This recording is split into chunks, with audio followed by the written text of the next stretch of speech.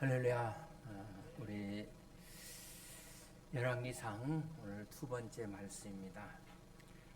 설교 제목을 850대 이렇게 잡기는 처음인 것 같아. 우리가 성경을 하나님의 말씀으로 믿는 교회들은 다 부흥을 소망하고 있습니다.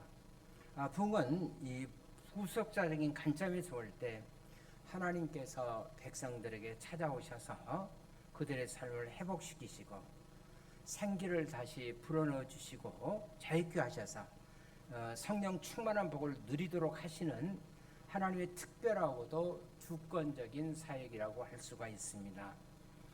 부흥은 성령의 초자연적인 사역이기 때문에 부흥에는 물론 신비한 도 우리가 있음을 부인할 수는 없습니다. 자, 오늘 본문에 보시면 엘리야 시대의 부흥, 어떤 부흥의 역사가 있었는가에 관해서 오늘 본문 18장 우리 30절에서부터 40절 중심으로 우리 한번 같이 성경을 보면서 은혜를 나누고자 합니다. 자, 부흥이 일어났다는 것이 뭐를 뜻하는가? 자, 부흥의 현장 결과, 주목할 만한 결과가 있다면 그 하나님을 부인해왔던 그 시대 속에, 그러나 교회 부흥의 역사가 일어나면 여러분, 하나님을 부인했던 사람들의 마음속에, 그러나 부흥의 역사가 일어나면 하나님의 하나님 되심을 인정하게 된다는 것입니다. 부흥이 일어나면 불신자들도 하나님에 대한 두려움을 가지게 되고 그리고 하나님을 인정하게 됩니다. 그렇게 하여 불신앙의 역사가 패배하고 믿음의 새 역사가 한 시대 속에 현저한 승리를 거두게 되는 것, 이것이 바로 여러분 부흥의 결과라고 할 수가 있습니다. 자, 오늘 우리는 그런 부흥의 결과를 이제 본문 18장을 통해서 우리 생각하면서 은혜를 나누고자 합니다. 먼저 18장 39절, 우리 40절을 한번 우리 같이 보십시다. 시작. 모든 백성이 보고 엎드려 말하되 여호와 그는 하나님이시로다. 여호와 그는 하나님이시로다 하니. 40절. 엘리야가 그에게 이르되 바알 선지자를 잡되 그 중에 하나도 도망가지 못하게 하라 하며 곧 잡은지라. 엘리야가 그들을 기돈 시내로 내려다가 거기서 죽이니라. 자, 39절에 있는 말씀에 보면 모든 백성이, 하나님 믿는 불신자들까지 다 포함해서 모든 백성이 하나님 앞에 엎드리면서 이런 고백을 하게 됩니다. 여호와 그는 하나님이시다. 여호와 그는 진실로 하나님이십니다. 이런 고백을 하게 됩니다. 그리고 엘리야는 하나님을 데려가는 선지자들을 역사 속에서 이제 사라지게 하는 이제 심판의 도구로 쓰임을 받습니다. 자, 여러분 한번 생각해 보시길 바랍니다. 한 번이라도 내가 살던 그 시대, 자, 내 인생 시대 속에서 이 땅의 모든 백성들, 내 주변의 모든 사람 한 사람도 빠짐없이 하나님을 하나님으로 인정하고 하나님 앞에 그분의 영광 앞에 엎드리는 여러분 그런 모습을 우리가 보고 싶지 않으십니까? 이것이 바로 여러분 성경이 말하는 진정한 부흥입니다. 이것이 우리가 사모해야 할 부흥의 이유인 겁니다. 자, 오늘날 교회가 세상 속에서 부끄러움을 당하고 하나님의 이름이 짓밟히는 시대, 그리고 기독교가 개독교로 이렇게 조롱을 받는 시대, 여러분 우리가 사모해야 할, 부흥을 사모해야 할 이유가 바로 거기에 있는 것입니다. 문제는 어떻게 이런 부흥이 일어날 수가 있는가? 어떻게 이런 부흥의 결과를 우리가 찾을 수가 있는가? 오늘 본문에서 보신 대로 이런 부흥의 역사의 한복판에는 여러분 한 믿음의 사람이 있었어요. 부흥의 시대에 마치 부흥의 주역처럼 하나님의 손에 크게 붙들림을 받아 쓰임을 받았던 사람이 오늘 성경에 엘리야 있습니다. 자, 엘리야가 어떻게 있길래 여러분 이런 부흥을 경험할 수가 있었는가? 이것은 우리로 하여금 우리가 부흥을 경험하기 위해서 무엇을 해야 하느냐는 질문을 우리에게 이제 가져주고 있습니다.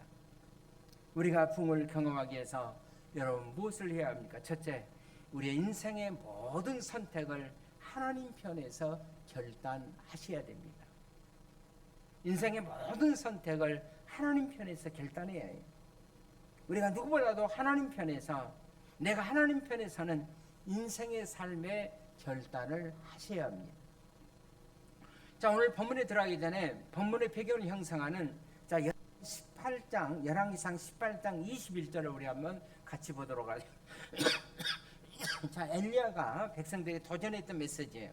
우리 같이 봅시다. 시작. 엘리야가 모든 백성에게 가까이 나가 이르되 너희가 어느 때까지 둘 사이에서 뭐뭐 하려느냐. 여호와가 만일 하나님은 그를 따르고 바알이 만일 하나님은 그를 따를지니라 하니 백성이 말 한마디도 대답하지 아니한지라. 자, 엘리야가 지금 그 시대의 백성들에게 선택을 요구하고 있습니다.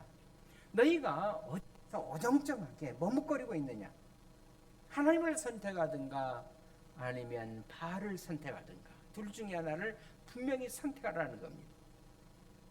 물론 엘리야가 이런 도전을 위해서 자기 자신이 먼저 하나님 편에 굳게 서 있는 그런 결단이 필요했을 겁니다. 사랑하는 여러분, 모든 사람들이 하나님과 예수를 믿을 때 이런 군중심리에 편승해서 따라 믿는 것은 아닌지, 여러분, 군중심리에 편승해서 믿는 것은 쉬운 거예요.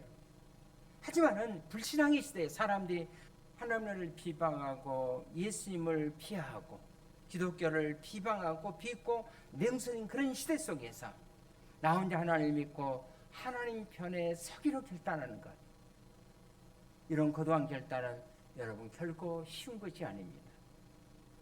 엘리야가 바로 지금 그런 불신앙의 시대에 삶을 살고 있습니다.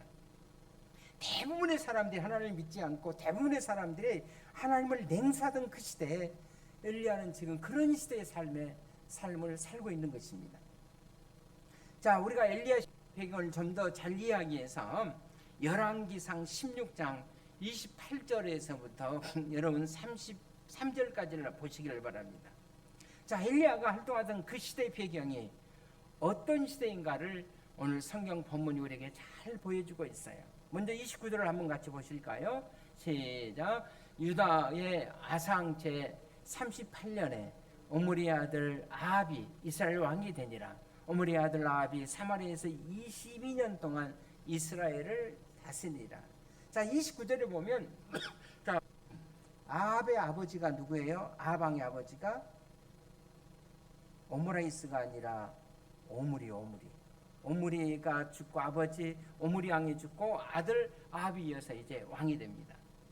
그리고 그때가 유다의 아상 제 38년에 이제 왕이 오른 아합은 자, 엘리야 시대에서 이스라엘 28년 동안 아주 강력하게 통치하게 됩니다. 아합은 신앙적인 면에서 보았을 때 그는 역사의 어떤 왕보다도 하나님 보시기에 악한 왕이었어요. 우리 3절을 한번 같이 보실까요? 시작. 오므리 아들 아합이 그 이전의 모든 사람보다 여호와 보시기에 악을 더욱 행하여 그랬어요. 그러니까 어떤 왕보다도 아주 악한 왕, 그런 왕이었어요. 자, 우리는 이 아합의 범죄 진상을 또 31절을 통해서 우리 한번 같이 볼 수 있길 바랍니다. 시작. 느바세 아들 여로보암의 죄를 따라 행하는 것을 오히려 가볍게 여기며 시돈 사람의 왕 에바알의 딸 이세벨을 아내로 삼고 가서 바알을 섬겨 예배하고, 그러니까 시돈 사람의 왕 에바알의 딸 이세벨을 아내로 삼고 자, 아합은 가서 바알을 섬겨 뭐 했다고 그랬어요? 예배했다 그랬어요. 다시 말하면 바알을 숭배했다는 거예요. 바알을 숭배하고 거기에서 예배한 거예요. 그리고 32절을 같이 봅시다. 시작. 사마리아에 건축한 바알의 신전 안에 바알을 위해서 뭐를 쌓고? 제단을 쌓고, 바알을 위해서 제단을 쌓고, 거기에서 끝나지 않습니다. 여러분 또 33절을 보시길 바랍니다. 시작. 또 아세라상을 만들었으니 그는 그 이전에 이스라엘의 모든 왕보다 심히 이스라엘 하나님 여호와를 어떻게 노하게 하였더라 그랬어요. 그러니까 바알 신을 숭배하고 아세라상을 만들고, 아세라는 여신이죠. 아스타 미세스 바울이라고 바알이라고 그랬는데 이 바알의 상대자가 될 수 있는 여신으로 아스타롯과 또 비슷한 역할을 했던 또 하나의 여신상이 바로 아세라였어요. 이 아세라 바로 이름 바알신, 그리고 아세라 신의 숭배가 성행했던, 그래서 이스라엘 전체 도처의 바알 숭배와 아세라 숭배가 성행했던 바로 그런 때가 엘리야 선지자가 태어나던 때예요. 자, 이런 시대 활동을 시작한 엘리야의 사적을 이제 그 앞장에 보면 17장 우리 1절을 한번 같이 보실까요? 우리 화면에 있습니다. 시작. 길라 세우게 하는 자 중에 드셉 사람 엘리야 아합에게 말하되 내가 섬기는 이스라엘 하나님 여호와께 살아계심을 두고 맹세하노니 내 말이 없으면 수년 동안 이슬도 비도 이슬도 있지 아니하리라 아니라. 자, 어느 날 자 엘리야가 이 악한 아방 앞에 나타나서 하나님이 이제 심판의 메시지를 전달합니다. 그런데 자 1절에 엘리야 선지자가 그 심판의 메시지를 잘 보시면 자 엘리야는 자신이 믿고 있었던 하나님을 어떻게 묘사하고 있어요? 17장 1절에 보면 내가 섬긴 하나님 이런 표현을 쓰고 있어요. 내가 섬기는 하나님. 또 그 하나님은 어떤 하나님? 살아계신 하나님. 내가 섬기는 하나님, 그 살아계신 하나님. 여러분 엘리야가 자 무슨 배짱으로 이방신을 섬기고 지금 온 세상을 무력으로 통치하고 있던 그런 시대에 단신으로 이제 아방 앞에 나가서 하나님 이런 메시지를 여러분 전달할 수 있었을까요? 여기 이 표현을 보시길 바랍니다. 살아계신 하나님. 아무리 우상이 많고 우상이 그 시대에 온 땅을 지배하고 있어도 여러분 우상은 죽은 거예요. 그러나 엘리야의 하나님은 어떤 하나님? 살아계신 하나님. 자, 이것이 바로 엘리야를 용기 있게 만들었던 것입니다. 여러분 우상이 온 세상을 지어봐도 절대로 우상을 우리가 투여할 필요는 없어요. 이 모든 우상은 실제적으로 죽어 있는 것입니다. 그러나 엘리야의 하나님, 우리 목장교회 성도들 섬기는 하나님, 그 어떤 하나님? 살아계신 하나님이신 줄로 믿습니다. 살아있는 하나님. 나는 그 하나님을 섬긴다. 나는 그 여호와를 섬긴다. 자, 엘리야는 이제 그 살아계신 하나님만을 섬기기로 여러분 그 시대에 작정한 거예요. 이것은 마치 여호수아가 가나안 땅에 들어가려고 할 때 가나안에 가득한 우상을 보면서 이런 고백을 했던 것 같습니다. 여호수아서 24장 15절을 우리 같이 한번 보실까요? 시작. 만일 여호와를 섬기는 것이 너에게 좋지 않게 보이 너희 조상들이 강도 쪽에 섬기던 신들이랄지 또는 너희가 거주하는 땅에는 아모리 족속의 신들일지 너희가 섬길 자를 오늘 택하라. 나와 오직 나와 내 집은 누구를? 여호와를 섬기겠노라. 자, 너희가 섬길 자를 오늘 택하라. 그 다음에 뭐라고 그랬어요? 너희가 섬길 자를 오늘 택하라. 나와 우리 집은 여호와를 섬기겠노라. 여러분 우리가 불신앙의 저리 속에 분리 속에 휘말려 들어가 있어도 살아계신 여러분 정말 하나님을 선택하시겠습니까? 내 가족 중에 하나님 믿는 사람이 아무도 없어도 아니 우리 시대 우리 직장 속에서 하나님 믿는 사람이 아무도 없다 할지라도 아니 우리 주변 속에 하나님 믿는 사람이 없다 할지라도 여러분은 하나님을 선택하시겠습니까? 물론 예명하기는 쉽지만은 여러분 결단이 그렇게 쉽지 않아요. 제가 군대 갔을 때 이제 철병으로 바로 들어갔을 때 이제 주일이 되면 교회 가서 예배를 드려야 되는데 고참 눈치를 보느라고 이제 교회 간다 얘기를 못 하는 거예요. 그래서 처음에 교회 갈 수 있는 사람 선들하겠다니 쫄병교시 들었더니 불려가서 실컷 두들겨 맞았어요. 지금 같으면 큰일 나죠. 뭐. 그래서 그 다음부터는 교회 갈 사람 선들하겠다니 아무도 든 사람 없어요. 그래서 제가 혼자 선들었습니다. 또 가서 맞았어요. 그리고 나서 한 2번 그러고 나니까 아예 주일 때는 저는 열애로 빼줬어요. 여러분 라면 안 하셔도 그래서 그 다음부터는 주일날 교회 가서 예배 드리고 편히 쉬었습니다. 그렇습니다. 예매하기 쉽지만은 여러분 결단하게 쉽지가 않습니다. 그러나 엘리야는 그런 시대 속에서 살아계신 하나님, 그 하나님 편에 홀로 서기로 엘리야는 작정한 거예요. 그리고 하나님은 이런 엘리야를 통해서 그 시대 엘리야를 통해서 풍을 주시기로 하나님께서는 작정하신 것입니다. 그래서 엘리야는 그 시대에 여러분 풍의 추역이 될 수가 있었던 거예요. 모든 시대에 풍의 도구로 한 시대를 깨우는, 여러분 풍의 도구로 한 시대를 깨우는 쓰임을 받았던 사람들에게는 바로 이런 홀로 결단이 있었어요. 나는 하나님 편에 서겠다. 여러분 우리 옆 사람에게 한번 그렇게 한번 인사해 보시기를 바랍니다. 하나님 편에 서십다. 시작. 옆 사람을 보시면서 저를 노려보면서 하지 말고 옆 사람을 보면 한번 시작. 여러분 모세의 결단이 그런 결단이었어요. 여러분 출애굽기 32장 26절 우리 한번 같이 보실까요? 시작. 이에 모세가 진문에 서서 이르되 누구든지 여호와의 편에 있는 자는 내게로 나오라 하며 내 자손이 다 모여 그에게로 가는지라. 자, 하나님 편에 서 있는 자는 내게로 오라. 다시 문으로 돌아가 엘리야가 그 시대 백성들에게 여러분 그렇게 도전한 거예요. 하나님을 섬기든가 바울을 섬기든가 선택하라. 머뭇거리지 마. 누구를 선택하겠는가? 그런데 그 시대의 백성들은 어떻게 응답했습니까? 자, 21절로 다시 본문으로 돌아갑니다. 시작. 엘리야가 모든 백성에게 가까이 나아가 이르되 너희가 어느 때까지 둘 사이에 머무르며 하려느냐? 여호와가 만일 하나님이면 그를 따르고 바알이 만일 하나님이면 그를 따를지니라 하니 백성이 말 한마디도 대답하지 아니한지라. 자, 바울이 진짜 하나님은 그를 따르라는 거예요. 그때 백성들이 어떻게 응답했다고요? 백성이 말 한마디도 대답하지 아니하는지라. 여러분 이것은 피구한 침묵이었어요. 여러분 피구한 침묵은 기회주의적인 침묵입니다.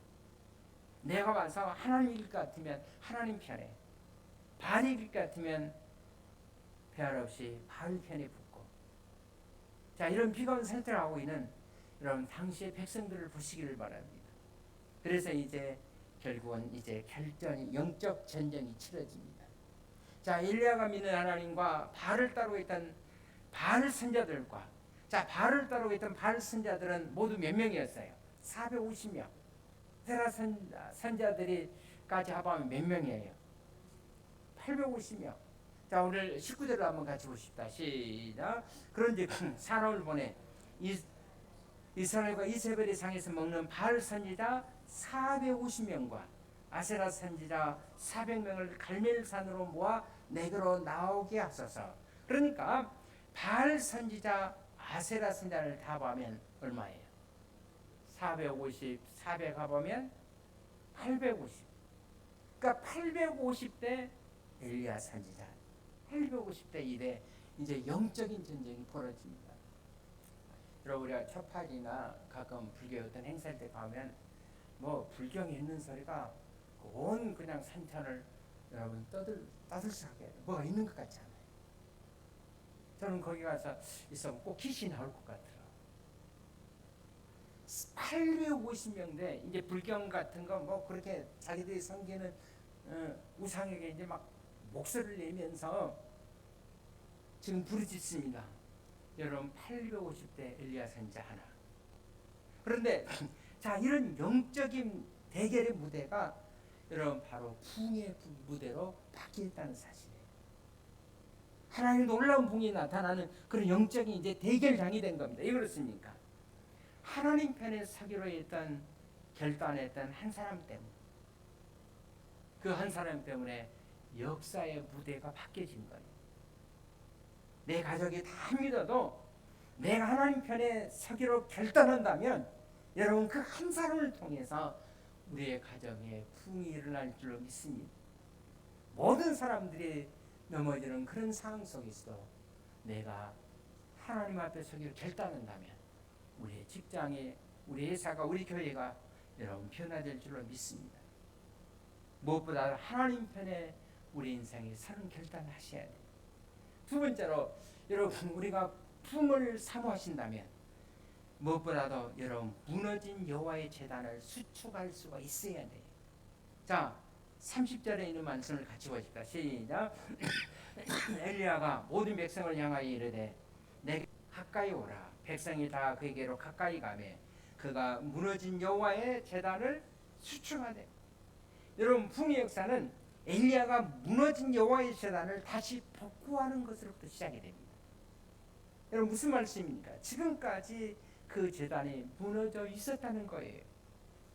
그래서 그 무너진 제단을 여러분, 엘리야는 다시 수축한 겁니다. 여러분, 제단은 뭘 의미합니까? 제단은 여러분, 하나님과 만나는 장소예요.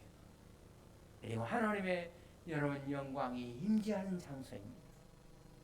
제단을 오늘날 다른 언어로 바꿔 말한다면 여러분 뭐라고 얘기했어요? 예배라고 말할 수가 있어요. 사실 여러분, 예배가 회복되는 곳에 여러분 하나님의 풍이 임할 줄로 믿습니다. 여러분의 삶 속에 정말 참 예배가 이루어질 때, 예배를 귀하게 여기며 살 때 하나님께서 우리의 삶에 풍을 줄 줄로 믿습니다. 여러분들 오늘 교회 오실 때도 어떤 마음으로 그냥 내가 안 됐다가 그냥 주일이니까 뭐 주일날 예배 안 드리면 또 그렇고 그래서 또 그냥 잠깐 드리고 가자. 여러분, 이거는 바른 예배가 아니에요. 여러분, 예배는 준비하는 겁니다. 마음으로 준비하고, 그래서 성경에 너는 마음을 다하고 뜻을 다하고 성품을 다해서, 저는 영적인 준비도 필요하다고 생각합니다. 여러분들이 예배 드리기 전에 먼저 적어도 15분, 아무리 늦어도 10분 전에 오셔서 예배를 잘 준비하시고, 교회 오실 때도 어떤 분은 그냥 양발도 안 신고 오는데 쓰리빠 신고 오는데 그렇게 하지 말고, 여러분이 만약에 대통령을 만난다고 생각해 보십시오. 아니, 구청장을 가까이 있는 구청장이라도 만난다고 생각해 보십시오. 여러분, 그렇게 가서 만날 수 있겠어요? 가장 예쁜 모습으로, 가장 귀한 모습으로. 그리고 나서 여러분, 내가 이 주일날 예배를 통해 하나님께서 내게 주신 은혜를 사모, 하나님, 이 예배를 통해서 하나님 영광 받으시고 내 삶 속에 이런 은혜가 있어야 되겠습니다. 이런 기도의 응답이 하나님 허락해 주옵소서. 오늘 주의 정의 말씀을 통해서 내 삶에 이런 기적이 일어날 수 있도록 은혜, 이것이 바로 성령의 임재하는 거예요. 아무런 준비 없이 와서 예배 드릴 때 어떤 분은 팔짱을 끼고 다리를 꽂고, 내가 하나님 같으면 그냥 나가버릴 것 같아, 그 예배. 여러분, 예배는 마음을 다하고 뜻하고 정성을 다해서 하나님 앞에 1시간 드린 예배 잘 준비해서 드릴 수 있기를 바랍니다. 여러분의 삶 속에 예배가 어떤 위치에 있습니까? 정말 예배를 귀하게 여기십니까? 내 인생 속에서 가장 중요한 여러분 그런 예배로 하나님 앞에 드릴 수 있기를 바랍니다. 여러분, 정말 하나님 만나기를 사모하십니까?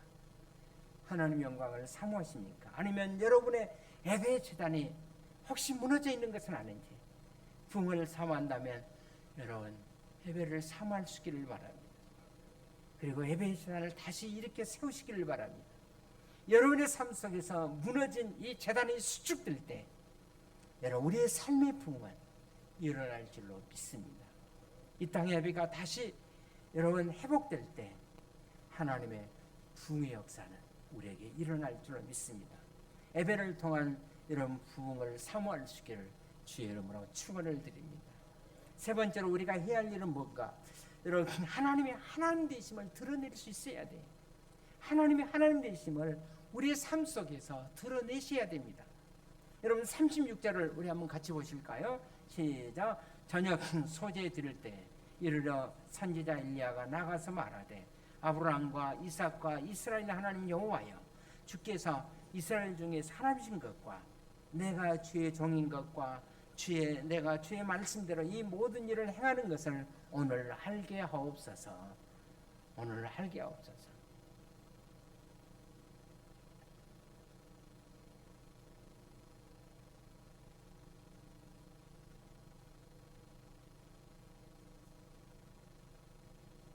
자, 엘리야가 기도하면서 드디어 이렇게 이제 고백하기 시작합니다. 자, 엘리야가 나가서 말하되 아브라함과 이삭과 이스라엘 하나님 여호와여, 주께서 이스라엘 중에서 하나님이신 것을 알게 하옵소서. 다시 말하면 하나님이 진짜 하나님이라는 것을 나타내게 해달라는 그런 기도예요. 정말 엘리야의 마음속에서는 하나님의 하나님 되심을 높이고자 하는 그런 마음이 있었어요. 하나님의 하나님이라는 사실을 높이게 도와주옵소서. 그렇습니다. 여러분, 부흥은 이런 마음을 가진 사람을 통해서 여러분 성령의 강력한 임재, 부흥이 일어난 줄로 믿습니다. 그냥 기도는 자기 혼자 잘 먹고 잘 살겠다는 그런 기복적인 기도가 아니라 삶의 중에서 하나님의 이름이 드러나게 하는 거예요. 한 걸음 더 나가서 여러분, 우리 세에 하나님이 진짜 하나님인 것을 높여드리고자 하는 그런 갈망, 열망이 있어야 돼요. 프랑스에 유명한 루이 14세라는 왕이 있었습니다. 루이 14세는 말하기를 내가 짐이고 신이다, 이런 유명한 말을 한 사람이에요. 그리고 그가 죽었습니다. 그가 죽기 전에 그는 이런 유언을 했습니다. 내가 죽으면 이 베레사에서 내 관을 궁전 한복판에 놓고 장례식의 클라이맥스에 이 궁궐 있는 모든 불을 다 끄고 내 관에 오직 하나의 촛불만 켜달라고. 이것은 모든 사람이 다 불이 꺼진 것처럼 다 죽어도 나는 신이기 때문에 죽지 않는다는 그런 상징의 표시였습니다. 그의 유언에 따라서 이제 장례식이 집례되고 있었습니다. 장례식 절정에서 궁전에 가지고 이제 촛불이 하나 둘, 그리고 그의 시신에 있는 간 위에 오직 하나의 촛불이 딱 켜졌습니다. 그런데 그 순간 장례식을 집례하던 아주 용기 있던 사내가 뚜벅뚜벅 간 옆으로 걸어오면서 켜져 있는 유일한 촛불, 그 촛불을 불어서 꺼버렸어요. 그리고 그는 이렇게 선포했습니다. 오직 하나님만이 유일한 신이십니다. 오직 하나님만이 유일한 신이십니다. 그렇습니다. 우리의 정말 하나님만이, 우리 하나님이라는 사실을 믿고 선포할 때, 여러분 우리 시대에도 엘리야 시대에 일어났던 여러분 우리가 풍을 경험할 줄로 믿습니다. 엘리야가 3년 동안 비가 오지 않아 가물었던 그 땅에 이제 하나님 앞에 비를 달라고 기도합니다. 엘리야가 비를 달라고 기도한 것도 메마른 땅에 비가 와야 하니까, 유익하니까 그런 차원에서 엘리야가 기도한 것이지 자기 어떤 이기적인 차원에서 자기 어떤 능력을 나타내기 위해서 기도했던 것이 아니에요. 여러분 18장 1절을 다시 한번 보실까요? 시작. 많은 날 지나고 제3년에 여호와의 말씀이 엘리야에게 임하여 이르시되 너는 가서 아합에게 보이라. 내가 비를 지면에 내리라. 자, 엘리야가 비를 달라고 기도한 이유에 어디 있어요? 18장 1절에 보시면 하나님의 약속에 근거했어요. 그리고 마지막 보면 내가 비를 지면에 내리리라 그랬어요. 하나님이 약속하셨기 때문에, 자, 엘리야는 이 약속의 말씀을 붙잡고 하나님, 이 메마른 땅에 약속대로 비를 주십시오. 그래야 하나님의 영광이 드러나겠습니까? 엘리야의 마음속에 오직 하나의 열망, 여러분 하나님이 하나님 되심을 그는 드러내고자 하셨어요. 우리가 개인적인 필요를 위해서 물론 기도해야 되겠지만은, 여러분과 제가 하나님 영광을 위해서 기도하기 시작할 때, 하나님이 하나님 사실을 드러내게 달라고 기도하기 시작할 때, 여러분 엘리야 같은 우리의 삶 속에 이런 부흥이 일어나는 줄로 믿습니다. 여러분 부흥을 사모하십니까? 그렇다면 여러분 기도할 수 있기를 바랍니다. 그럼 우리가 어떻게 기도해야 합니까?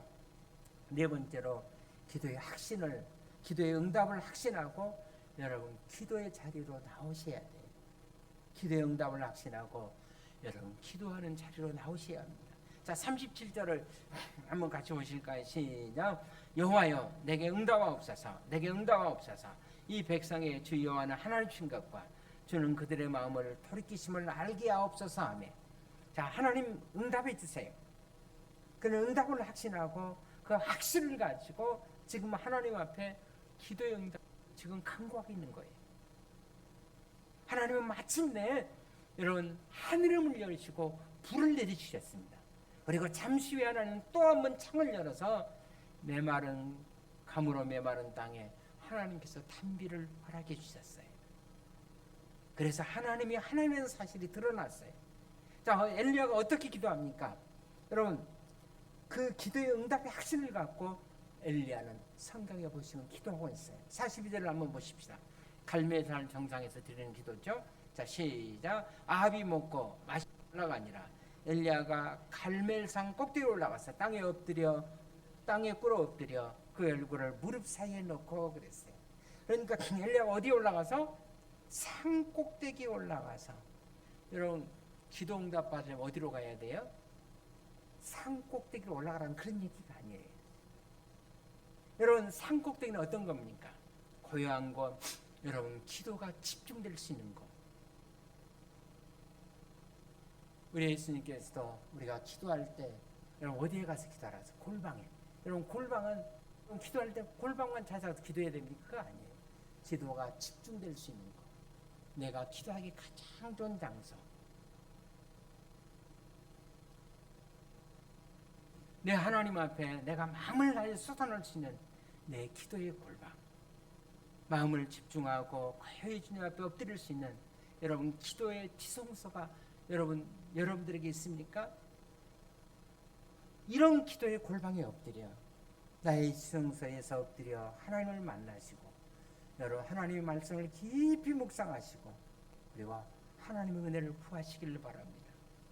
그리고 무엇보다 나의 기도 응답되고 내 기도를 통해서 우리 시대에 부흥이 일어나는 것을 보고 싶어 하신다면 여러분 기도의 응답이 올 때까지 지속적으로 간구하는 겁니다. 그냥 한 번 형식으로 하나님 기도하는 것이 아니라 끈질게 지속적으로 여러분 기도해야 되는 겁니다. 이걸 가르쳐주는 간구의 기도라 그렇게 말합니다. 끈질게 기도하는 것, 여러분 그것이 간구가 아니겠어요? 자, 하나님께서 엘리야의 기도를 사용하신 이유, 야고보서 기자는 야고보서 7절에서 어떻게 우리에게 가르치고 있죠?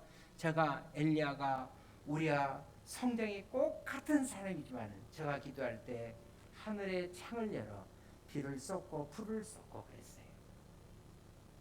우리와 성경이 꼭 같은 사람이지만 하나님께서 하늘의 창을 열기도 하시고 때로는 닫기도 하시고, 어떻게? 그 하나님 앞에 간절히 기도했다. 이것이 바로 여러분 기도 응답의 비밀이었다는 것입니다. 간절히 기도하는 자. 여러분 기도이 뭡니까? 계속 기도하고 여러분 끈질기게 기도하는 거예요. 엘리야가 비를 달라고 기도하는 모습을 보시기를 바랍니다. 기도하면서 어떻게 합니까? 엘리야가 여러분 산을 보내지 않아요. 가서 봐라, 비가 오나 오지 않나. 간절한 마음으로 기도하면서 엘리야는 자기의 산을 보냅니다. 그 산 꼭대기 높은 곳에 나와서 자, 비가 올 수 있는 징조가 보이나 한번 살펴보아라. 산은 살펴보고 나서 얘기합니다. 아무것도 보이지 않습니다. 그러나 엘리야는 포기하지 않았어요. 또 뭐라고 합니까? 산에게 몇 번까지? 7번까지 가서 다시 살펴보라는 거예요. 가서 또 보고 가서 또 보고, 그랬더니 7번째 와서 산이 어떻게 보고합니까? 선생님, 드디어 뭔가 보입니다. 손바닥만한 구름 하나가 보입니다. 여러분, 손바닥만한 구름 하나, 아직 비가 오지 않았어요. 그러나 손바닥만한 구름 하나, 그러나 엘리야는 이것이 바로 기도 응답이 쌓인 것을 알고 얼마나 엘리야가 기뻐합니까? 여러분, 그리고 44절을 보시길 바랍니다. 자기 족수했던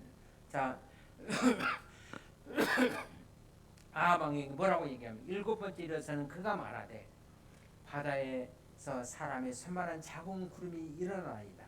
이르되 올라가 아합에게 말하기를 비에 막히지 않도록 마차를 갖추고 내려가서서 하나니라 그랬어요. 비가 오지 않았어요. 아직 비가 오지 않는데 그는 아방에게 뭐라고 보고합니까? 비가 올 테니까 마차를 타고 내려가라고 그렇게 말합니다. 엘리야는 하나님의 음성을 들었으니까 여러분 비가 올 것을 확신한 거예요. 진실로 여러분 엘리야는 하나님의 사람이 아닙니까? 우리가 이렇게 하나님의 응답을 확신하고 여러분과 제가 하나님 앞에 엎드려 기도하기 시작할 때 하나님은 여러분과 저를 통해서 이 시대의 부흥을 하나님께서 우리에게 허락해 주실 줄로 믿습니다. 하늘의 창이 열릴 것입니다. 불이 곧 쏟아질 것이며 비가 내릴 것입니다. 그리고 마침내 우리의 이웃들조차 이 거대한 붕을 바라면서 이렇게 하게 될 것입니다. 너희들이 믿는 하나님이 정말 참 하나님이시다.